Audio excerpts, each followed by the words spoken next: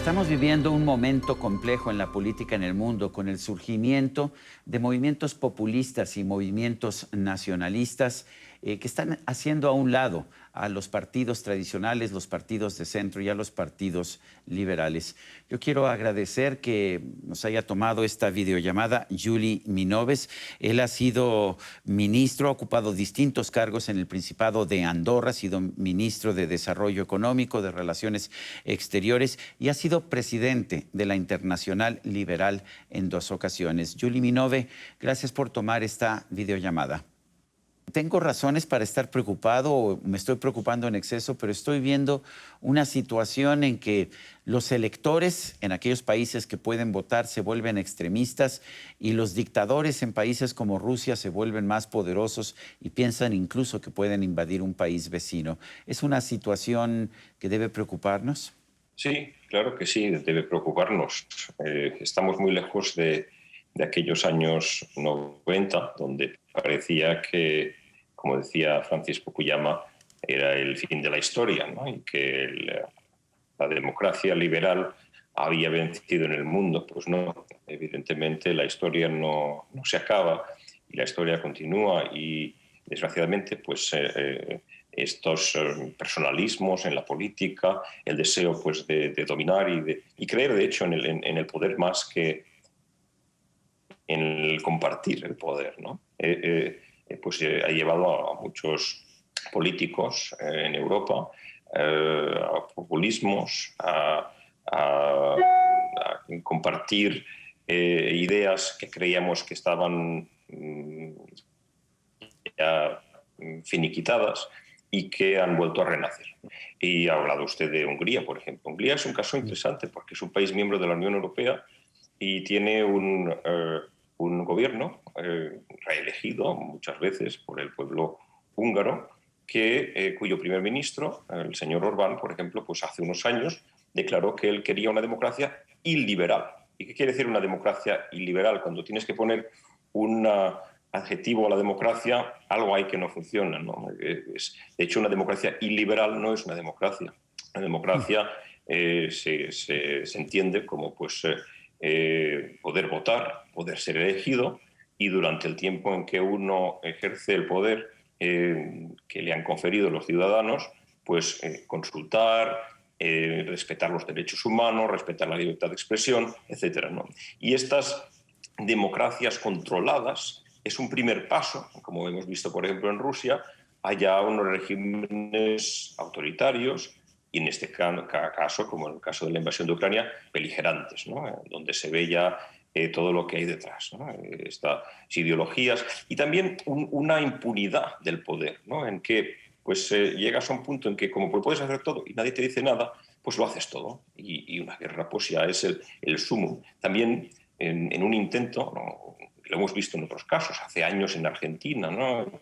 Y en otros países, una guerra pues para poder justificar, ¿no? La no democracia con actos pseudopatrióticos, ¿no? Por eso estamos en un momento complicado. Aunque nos alegra que, por ejemplo, en Francia haya habido unas elecciones que pues han vuelto al poder un presidente centrista, liberal, y la señora Le Pen ha hecho muy buen resultado, 41% es un muy buen resultado, pero la extrema derecha no ha pasado al poder. ¿En qué ha fracasado, en qué ha fallado la democracia liberal para que tantos votantes en distintos países del mundo, porque para mí un 40-41% de la ultraderecha en Francia es preocupante, pero en qué se ha equivocado la democracia liberal que no logra retener a los electores, considerando que Francis Fukuyama precisamente nos decía en los 90 que ya la democracia liberal se había convertido en el régimen de gobierno, en la forma de gobernar por excelencia en cualquier lugar del mundo? Yo no sé si la democracia liberal se ha equivocado o no se ha equivocado. Lo que pasa es que cuando no tienes a un malo muy aparente del otro lado, es más difícil de vender lo bueno que tienes, ¿no? Y durante los años de la Guerra Fría quedaba muy claro, los regímenes del Este eran malos porque pues, no autorizaban a los ciudadanos de irse, había un control de todo, etcétera, etcétera. y por lo tanto se veía muy claro el valor de la democracia en el oeste. A partir del momento del final de la Guerra Fría, estas cosas no son tan aparentes. Y hay regímenes, como por ejemplo el régimen de China, pues que ha querido vender también la imagen de que en países grandes o en países sin una tradición democrática muy antigua, pues culturalmente es mejor o se obtienen más resultados económicos, ¿no?, con regímenes que no son democráticos, que pueden ir muy deprisa, porque no tienen que debatir, porque toman decisiones al momento, etcétera, etcétera, ¿no? Y esto atrae a alguna gente, ¿no? Atrae a alguna gente y de hecho hay esta cuestión personalista, ¿no?, de apelo de querer encontrar a un líder que lo solucione todo. El gobernar no es fácil. Y yo he tenido, como ha dicho usted, responsabilidades de gobierno en un país, mi país, el Principado de Andorra, un país pequeñito, muy antiguo, muy pacífico, pero en un país pequeño como Andorra, pues es más fácil vender la democracia. Siempre ha estado, ¿por qué? Porque los ciudadanos no se conocen uno a uno, pero sí que es una comunidad pequeña, relativamente pequeña. En países más grandes, la democracia es un gran experimento, pero es un experimento relativamente moderno. Lleva aquí 200 años en los países grandes, más o menos, ¿no? Y hay que vigilar, hay que ser muy vigilante, hay que explicarla, cuando hay algunos reveses, como ahora, por ejemplo, lo que ha pasado, la agresión de Rusia a Ucrania, pues quizá esto haga reflexionar un poquito más a la gente, ¿no? Y yo creo que cuando ves esto dices, bueno, pues quizá no sean tan buenos los regímenes autoritarios y pueden hacer este tipo de cosas, sobre todo en Europa, que ya hemos conocido las guerras y tal, pero hace mucho tiempo. La última fue la de Yugoslavia, evidentemente, en los 90, pero en Europa Occidental hemos estado muy tranquilos durante mucho tiempo. Julia, estamos viendo un resurgimiento de los nacionalismos en muchos países, incluso países que ya tendrían un gran desarrollo político y económico como Alemania. En el Reino Unido vimos el rechazo a los trabajadores extranjeros y de ahí surgió el Brexit.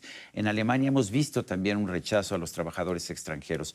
¿Por qué este resurgimiento del nacionalismo y de la discriminación en contra de los extranjeros? Los nacionalismos, como dice Benedict Anderson en su libro Imagine Communities, comunidades imaginadas o imaginarias, son inventados. Son una nueva religión que surge en el siglo XIX, que de hecho reemplaza un poco, pues, después del fin del antiguo régimen, a lo que unía a los pueblos, que era la religión, o sea, una o la otra, etc. Y de hecho surge este sentimiento de comunidad más grande que también da cohesión a los países más grandes y a unas nuevas formas de gobierno más extensas y más impuestas sobre un mayor número de gente, ¿no? Y esto es un poco, pues, la historia del siglo XIX, pero también del siglo XX y del siglo XXI, ¿no?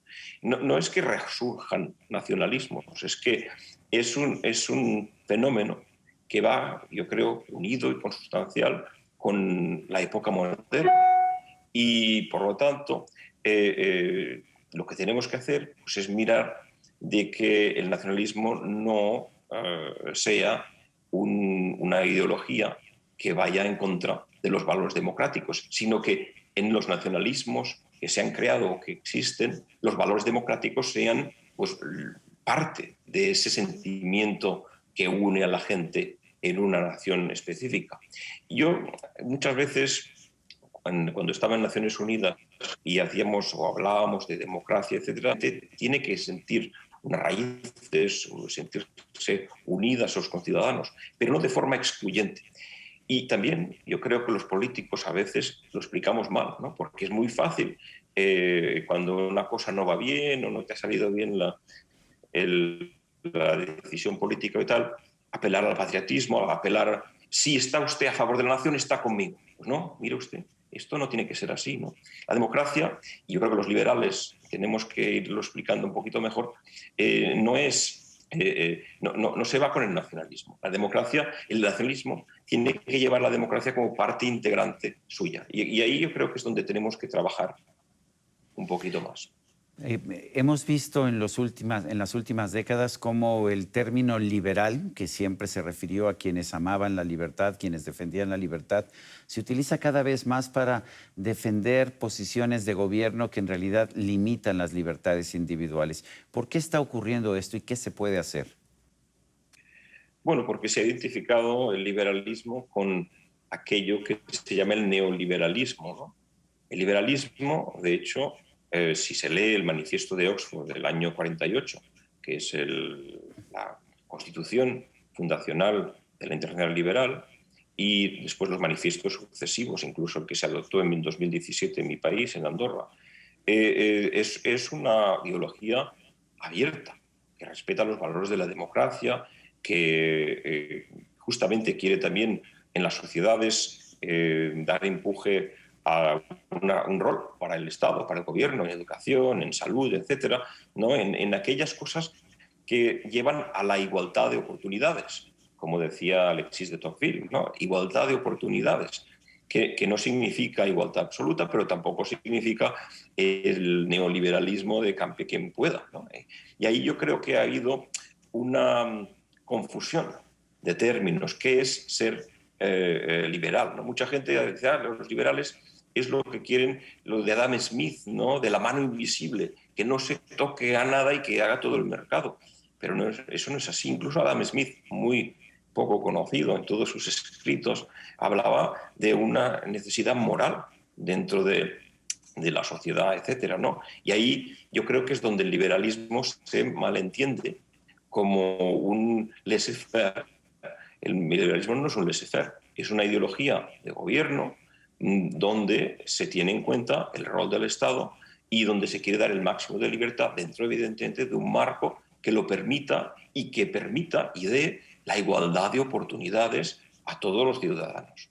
¿Qué tanto han influido en la política las redes sociales? Mucho. Y mire, yo estaba en el gobierno cuando vi que empezó todo lo del